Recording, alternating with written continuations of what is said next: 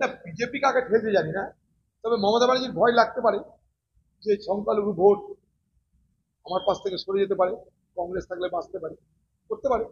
বললাম যে সবকিছুই করতে পারে সে, সময়ে পা ধরতে পারে, সময় মাথায় চড়তে পারে, এটা হচ্ছে দিদি। সময়ে পা ধরতে পারে, সময় মাথায় চড়তে পারে। কংগ্রেসের দয়ায় বড় হয়েছিল, কংগ্রেসের দয়ায় মমতা ব্যানার্জি হয়েছিলেন আপনি। সেই কংগ্রেসকে পশ্চিমবঙ্গের বুকে শুধু নয়, ভারতবর্ষ দুর্বল করার জন্য কোনো চেষ্টা ছিল। আমরা তো কতবার বলেছি যে আমরা 2016 সালে বাংলাদেশের সঙ্গে একসঙ্গে জোট করে লড়াই করেছিলাম, 21-এ করেছি, গত লোকসভা নির্বাচনে করেছি, এবারের বিধানসভা নির্বাচনে আমাদের বক্তব্য ছিল যে বাম কংগ্রেস একসঙ্গে লোক, এটাই পশ্চিমবঙ্গের এখনো পর্যন্ত প্রতিষ্ঠিত লাগবে। এবার দিল্লিতে জাতীয় ক্ষেত্রে দিদির দলের লোকরা কংগ্রেসের লোকের সঙ্গে ঘনিষ্ঠতা বাড়ায়, তাদের ব্যাপার। দিদি যখন চারদিকে জায়গা পান না তখন কংগ্রেসে যাওয়ার চেষ্টা করে, জায়গা পেলে আবার কংগ্রেসের সঙ্গে দূরত্ব বাড়াবে, সেটা হচ্ছে দিদির চরিত্র। লজ্জা তো কিছু নেই যে মহিলার জোর করে নগ্ন করে দেওয়ার জন্য সুপ্রিম কোর্ট তাদেরকে নিন্দা করছে। দিদি বলে দিন সুপ্রিম কোর্টে যে সমস্ত বিচারপতি আছে তাদেরকে আপনি মানেন না, তাহলে কি ঝামেলা দিতে পারেন, দেখা করুন। আমি তো দিদিকে দিল্লিতে অবস্থান করুন, অনশন করুন, প্রতিবাদ করুন। আমরা তো চাই আপনি লড়ুন বাংলার জন্য। এই যে বাংলার এতগুলো লোক সুযোগ পাচ্ছে না, মনে করুন 100 দিনের কাজ, এই 100 দিনের কাজ তো কংগ্রেস সরকার এনে দিয়েছিল, সেই কাজটা এই বাংলায় হয়েছে, সেই কাজ সারা ভারতবর্ষের সব রাজ্যে চলছে। সেই কাজ ভারতবর্ষের কংগ্রেস রাজ্য, ভারতবর্ষের বিজেপি রাজ্য, ভারতবর্ষের বাম রাজ্য, সব রাজ্যে কিন্তু 100 দিনের কাজ চলছে। হঠাৎ পশ্চিমবঙ্গে বন্ধ হলে কেন, তার ব্যাখ্যা আমরা জানি না। সেখানে চুরি হয়েছে, দুর্নীতি হয়েছে কি, তার কথা আমরা জানি না। আমি আগেও বলেছি, আজও বলছি, আপনি চোরদের জন্য হাইকোর্ট সুপ্রিম কোর্ট করেন, শিক্ষকদের চাকরি যারা মেরে খেল তাদেরকে বাঁচানোর জন্য কোটি কোটি টাকা খরচা করে হাইকোর্ট সুপ্রিম কোর্ট করছেন। আর 100 দিনের কাজ আবাসের টাকা যারা পেল না তাদের জন্য একটা কোর্ট করতে পারলেন না, একটা সুপ্রিম কোর্টে যেতে পারলেন না।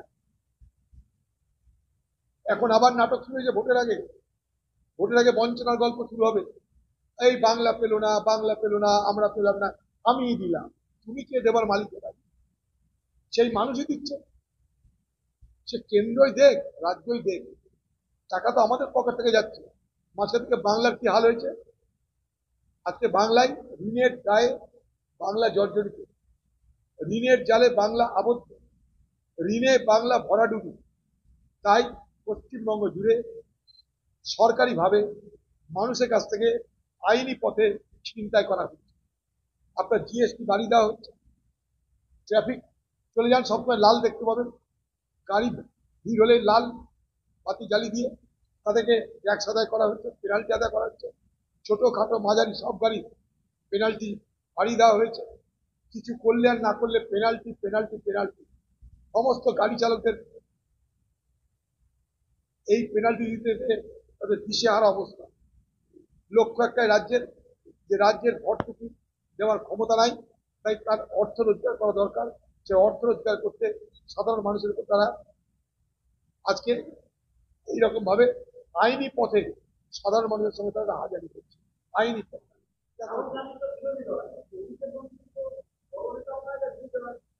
ওটা দিদির খোকাবাবু, তাই এখানে তো দুটো, একটা হচ্ছে দিদি সর্বদলের নেতা, সারা পার্টির নেতা, নেতৃত্ব, আর পার্লামেন্টে কিছু থার্ড পদ আর না থাক আর না থাক ওই নেতা, তাহলে সে দিদির খোকাবাবু, অতএব নেতা।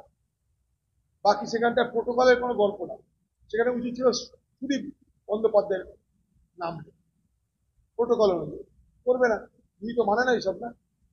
হ্যাঁ দেখুন, অপারেশন সিঁদুর তাকে সফল যদি করে থাকে তাহলে সেটা ভারতবর্ষের সেনাবাহিনী। আমরা সেই সেনাবাহিনীর জয়গান গাই, তাদের জন্য গর্ববোধ করি, অহংকার বোধ করি। তার জন্যই কংগ্রেস দল প্রথম দিন থেকে রাহুল গান্ধীর নেতৃত্বে বারবার করে যেটা বলার চেষ্টা করবে যে পার্লামেন্টে বিশেষ অধিবেশন ডেকে অপারেশন সিঁদুর, ভারতবর্ষের সফলতা, আজকের পরিস্থিতি সব মিলিয়ে বিস্তারিত আলোচনা হবে। প্রধানমন্ত্রী তিনি আলোচনা করতে চাইছেন না, তিনি সর্বদলীয় মিটিংয়ে থাকছেন না। ভারতবর্ষের বিদেশ মন্ত্রী এক কথা বলছে, ভারতবর্ষের chief of defence staff Chauhan সাহেব সে সিঙ্গাপুরে গিয়ে আরেক কথা বলছে। ফলে আমাদের কাছে অনেক প্রশ্ন তৈরি হয়েছে, আমার কাছে নয়, সারা দেশবাসীর কাছে। যেমন বিদেশ মন্ত্রী বললেন যে আমরা পাকিস্তানের উপরে হামলা করবার সময় তাদেরকে জানিয়ে হামলা করি। রাহুল গান্ধী তার প্রতিবাদ করে বলেছেন আগে জানালেন তো, আগে জানানোর কারণে কি আমাদের কোনো ক্ষতি হয়েছে? আমাদের কোনো বিমান তাদের লক্ষ্যবস্তুর মধ্যে এসে আমাদের ক্ষয়ক্ষতি বেড়েছে? রাহুল গান্ধীকে নানাভাবে অপমান করবার, ছোট করবার চেষ্টা করা হলো। পাকিস্তানের জেনারেলের সঙ্গে রাহুল গান্ধীর ছবিকে এক করে দিয়ে রাহুল গান্ধীকে পাকিস্তানে বানানো। কিন্তু ভারতবর্ষের সেনাবাহিনী যিনি প্রধান, চিফ অফ ডিফেন্স স্টাফ, তিনটে বাহিনীর মধ্যে নৌবাহিনী, স্থলবাহিনী, বিমান বাহিনী সব মিলিয়ে যিনি প্রধান সিডিএস, তিনি সিঙ্গাপুরে গিয়ে বলছেন যে হ্যাঁ আমাদের বিমান ক্ষতি হয়েছে, তারপরে আমরা পাল্টা পাকিস্তানকে জব্দ করেছি। ভালো কথা, আমরা তো জানতে চাই।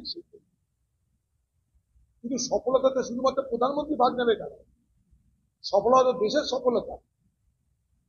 এর আগেও যুদ্ধ হয়েছে ভারতবর্ষের সঙ্গে শত্রু দেশের। সফলতা হোক, বিফলতা হোক, ভালো হোক, মন্দ হোক, ত্রুটি হোক, বিচ্যুতি হোক, সব মিলে কিন্তু পার্লামেন্টের মধ্যে ঘন্টার পর ঘন্টা আলোচনা হয়েছে। আর সে আলোচনাটা হাওয়া হয়ে যায়, যা কিছু হচ্ছে বাইরে বাইরে। এই যে কাউন্সিলকে ডাকা হচ্ছে, কাউন্সিল অফ মিনিস্টার মানে কি? সেখানটা ক্যাবিনেট মন্ত্রী থাকবে, সেখানে রাজ্যমন্ত্রী থাকবে, অর্থাৎ সব সরকারি মন্ত্রীদের সঙ্গে মোদীজির আলোচনা। আপনি তো সেখানে বিরোধী দলকে ডাকতে পারতেন, আপনি বিরোধীদের সঙ্গে কথা বলতে পারতেন, তা কিন্তু করলেন না। তো আপনার দলের মন্ত্রিসভাতে আপনি তো অপারেশন সিঁদুর এবং তার সাফল্যের জন্য আপনি তো বক্তৃতা দেবেন, নিজেদের কথা বলবেন, পার্টির কথা বলবেন, সরকারের কথা বলবেন, কিন্তু একতরফা হয়ে গেল। সেখানে বিরোধীদের অবস্থান কোথায়? সেখানে বিরোধীদের মর্যাদা কোথায়? প্রশ্ন আমাদের এই জায়গাটায়। কারণ বিরোধী যারা, আমরা তো সমর্থন করি পাকিস্তানের বিরুদ্ধে এই হামলাকে, তো আমরা মনে প্রাণে সমর্থন করেছি, কোনো শর্ত তো করিনি আমরা। তাহলে আমাদেরকে রাখা হচ্ছে না কেন কিছু? তাহলে আপনার সরকারের মন্ত্রীরাই শুনবে আপনাদের কাহিনী, আমরা কেউ শুনবো না? দেশবাসী শুনবে না?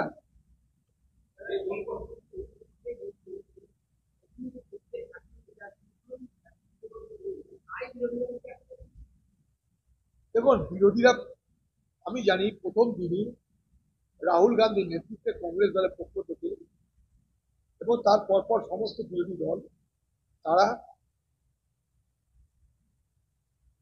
পহেলগামের হামলার পর ভারতবর্ষের সরকারকে বলেছিল আপনার যে কোনো প্রতিশোধ দেওয়ার জন্য, পাকিস্তানকে শাস্তি দেওয়ার জন্য যা যা করণীয় করুন, আমরা সবাই সর্বদলীয় মিটিং এ রাহুল গান্ধী নিজে অংশগ্রহণ করেছে। আমরা এই নিয়ে কখনো চুপ পার করিনি, আমরা ওরা করিনি। এই নিয়ে গোটা ইন্ডিয়া জোটের পক্ষ থেকে বলা হয়েছিল বিশেষ অধিবেশন ডাকার, তখন তৃণমূল আমাদের সেই দাবিকে সমর্থন করেন, যদিও এখন তারা সমর্থন করে।